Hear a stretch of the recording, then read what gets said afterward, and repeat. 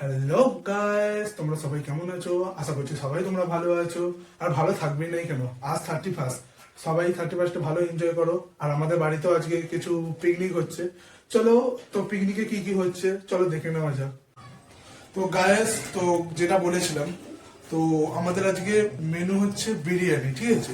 তো বিরিয়ানি করার জন্য ঘরে কতদূর তোড়জোড় সেটা দেখা যাক। এদিকে আসো গাইস, এখানে দেখো চাল ভেজানো আছে। এখানে আমরা ফরচুন গেট ইন্ডিয়া নিয়েছি, এখানে সেই চালটা ভেজানো আছে।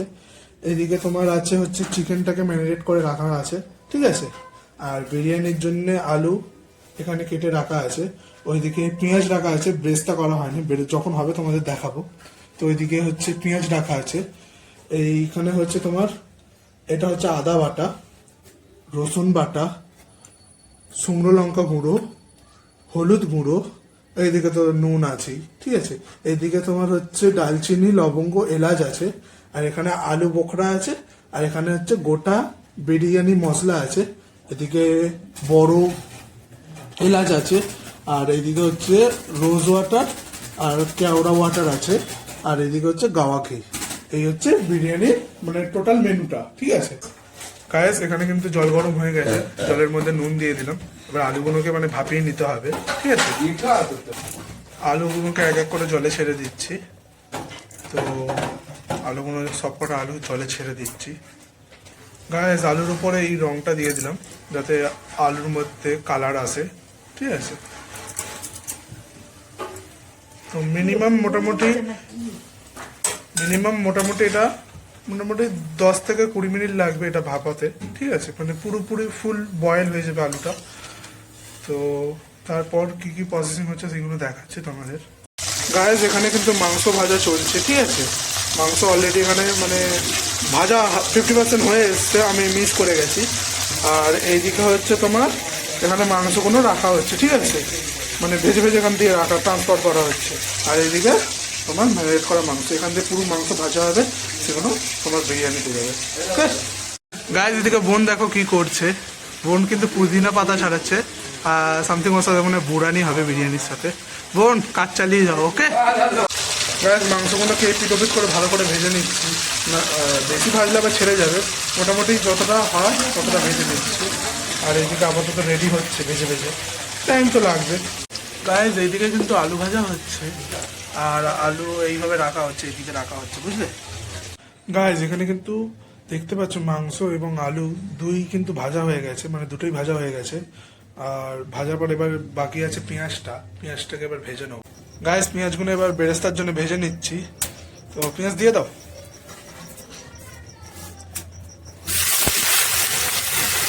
এটা পুরো চলে গেল বেরেস্তার জন্য।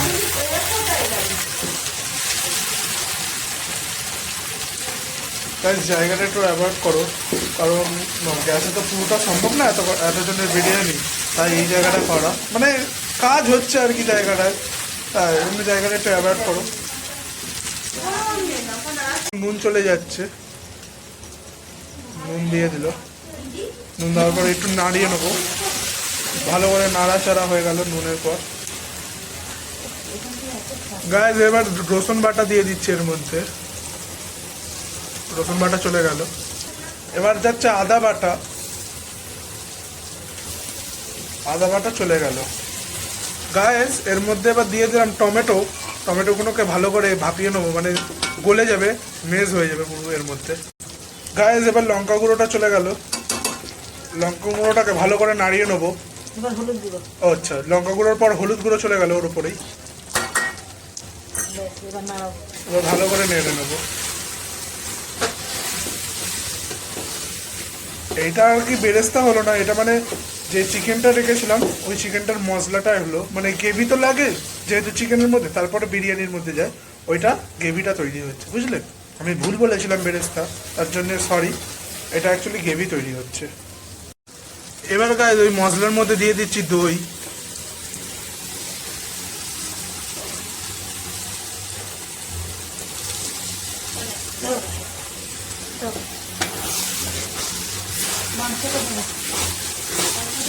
গাইস, দইটা দেওয়ার পর কিন্তু কালারটা পুরো আস্তে আস্তে চেঞ্জ হয়ে যাচ্ছে। ভালো করে কষছে তাই ধোঁয়াটা উঠছে, বুঝলে? যেহেতু কাঠের জালে হচ্ছে তো ধোঁয়া হবে। পুরো কালার দেখো চেঞ্জ। গায়ে এর মধ্যে এবার মাংসগুলো ঢেলে দেবে, মাংসগুলো ঢেলে দাও, ভালো করে দাও। হ্যাঁ ভাই কিন্তু সেই লাগছে কিন্তু দেখতে। হ্যাঁ রান্না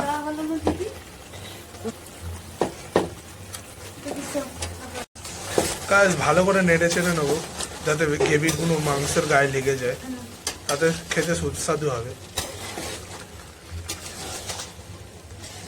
দিয়ে দিচ্ছি আলু বোখরা, মানে টেস্ট হওয়ার জন্য আলু বোখরাগুলো দিয়ে দিচ্ছি। ভালো করে আলু বোখরাগুলো দিয়ে দাও। হ্যাঁ যা সুন্দর স্মেল বেরোচ্ছে গাইস, কি বলবো, জাস্ট মুগ্ধ হয়ে যাচ্ছে, হেভি সুন্দর স্মেল বেরোচ্ছে। আলু বোখরাগুলো দেওয়া হয়ে গেল, এবার ভালো করে কষালেই হয়ে যাবে। গাইস জল কিন্তু এখানে ফুটে গেছে, ঠিক আছে।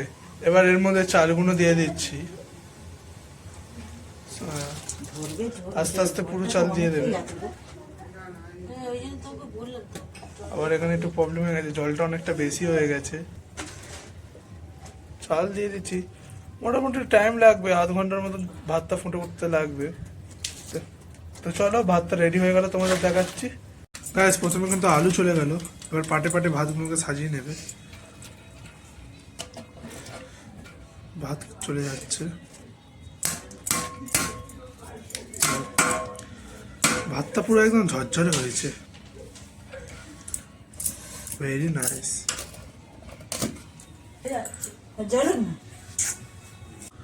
গাইস এবার ভাতের মধ্যে এক এক করে মাংসগুলো চলে যাচ্ছে। আর এই পাট সাজানো, বিরিয়ানির পাট সাজানোটা দেখতে আমার খুব বেশ ভালো লাগে। দেখো কিরকম পর পর মাংস এক একটা করে চলে যাচ্ছে। এই পাটটাকে সাজানো হয়ে গেলে কিন্তু আমাদের বিরিয়ানি দমে বসে যাবে, বুঝলে। ব্যাস পাটে পাটে কিন্তু মাংস দেওয়া হয়ে গেছে, এবার ওপরে চাল ঢাকা পড়ে যাচ্ছে, এর ওপরে গ্রেভি চলে আসবে। ফের কিন্তু একটা লেয়ার সাজানো হয়ে যাচ্ছে। বেশ পরপর কিন্তু পাটে পাটে এখানে মাংস সাজানো হয়ে যাচ্ছে, বেশ দেখতেও দারুণ লাগে। এবার এর ওপর দিয়ে গ্রেভি চলে যাচ্ছে, দারুণ লাগছে কিন্তু। আর সেই সেই স্মেল বেরোচ্ছে গাইস, তোমাদের আগেও বলেছি, মারাত্মক, যেন মনে হচ্ছে এক্ষুনি তুলে খেয়ে নি, সেই লাগছে কিন্তু গাইস। একটা 31st দিন এরকম পিকনিকের আমেজ আলাদাই লাগে, সত্যি মানতে তো হবে। ওপরে ফের ভাত চলে যাচ্ছে, এবার ভাত চলে যাওয়ার পর এই জিনিসটাকে এবার দম ঘি দিয়ে এবার জিনিসটাকে দমে দেওয়া হবে। চলো গাইস, তো দম যখন দেবে তখন দেখাবো। গাইস আমাদের বিরিয়ানি কিন্তু দমে বসে গেছে, এবার দম থেকে নামালেই বিরিয়ানি রেডি। তো দম থেকে নেমে গেলেই তোমাদের দেখাচ্ছি বিরিয়ানিটা কেমন হলো এবং খেয়েও বলবো। ওকে দমটা বিরিয়ানি তো ফাইনালি কমপ্লিট, আমি খেতেও বসে গেছি। যা খেতে লাগছে না, একবার তোমাদের বাইরে নিয়ে দেখাচ্ছি।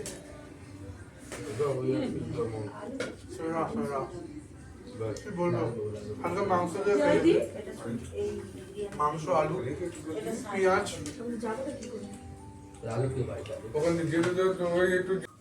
গাইস ভিডিওটা কেমন লাগলো আমায় অবশ্যই জানিও, আর লাইক শেয়ার সাবস্ক্রাইব করে যেও। তো আজকের মতন টাটা।